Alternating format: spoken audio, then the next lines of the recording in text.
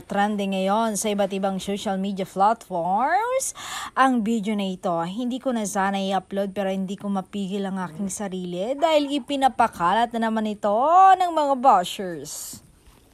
Nakita ko lang ito sa TikTok na may caption na paspel na lang din Dr. Vicky Velo.